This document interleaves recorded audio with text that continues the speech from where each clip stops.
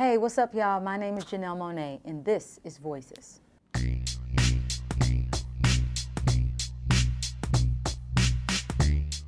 What I do comes from my heart. It comes from my soul. It comes from caring. I care about women's rights. I care about minorities. I care about the marginalized. I consider myself, to be an artist with something to say. And whenever I'm rapping or singing, it comes with great intention and purpose.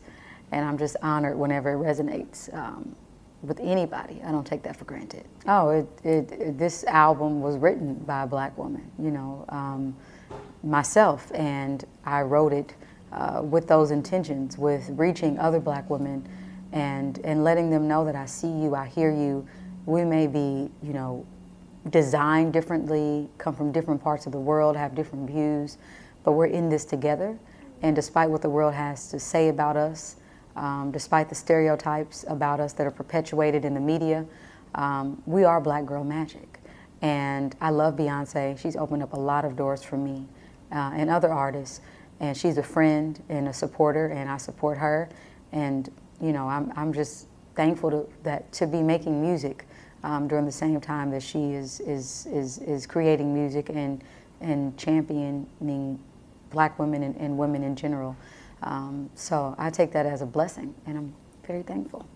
I've always wanted to make an emotion picture. I mean, people will call it a short film or they'll call it a visual album, but an emotion picture, because it starts from here. It started with the album. I knew that I was supposed to make this album before I did my first album, The Archandroid. And so this concept was one that has always been at the forefront and the back of my mind. And as a writer and as a storyteller, I just felt it was important to dig deeper into the world of Dirty Computer. The emotion picture, the 48-minute dirty version, is about a girl, a dirty computer, Jane 57821, played by myself, who lives in this totalitarian society where she's told that she needs to be cleansed. All the dirty computers have to be cleansed. They have bugs and viruses. And so you see her trying to hold on to her memories and her identity. And I was honored to have a friend like Tessa Thompson play Zen. When she heard about the concept, she said yes. So really it was just like one of my friends, who I think is a brilliant actor, signing on and saying, I believe in this story and I want to be a part of it. When you look at that story, love is at the root of it. Love is at the center of it. And everybody involved, from Jason Aaron, who was also involved, he plays Achebe. Everyone involved in it did it out of love.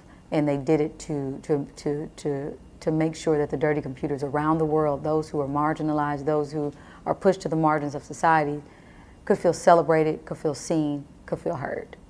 I think Don't Judge Me, just the whole title, the whole sentence of not wanting to be judged by being yourself, by being vulnerable, by being afraid, by being nervous, by being unsure, within itself, pretty much summed up how I felt before. I think it's just uncomfortable when you feel judged, and when you feel misunderstood, or when you feel unsure about,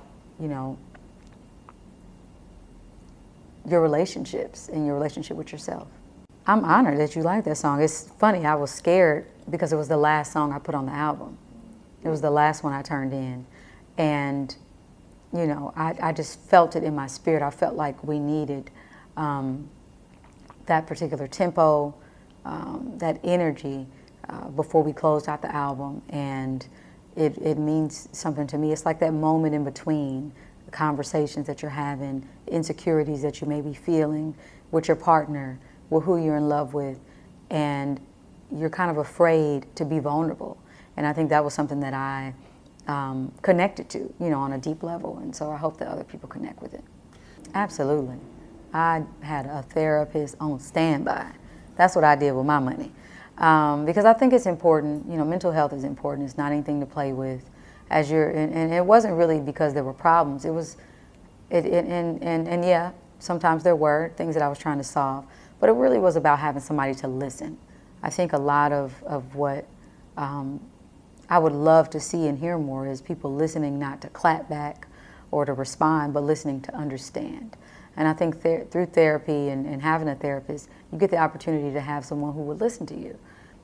Just listening and trying to understand where you're coming from, and then helping you be solution oriented. I think that's important. I mean, I grew up, in a family that's like, you better pray, you better go to the altar.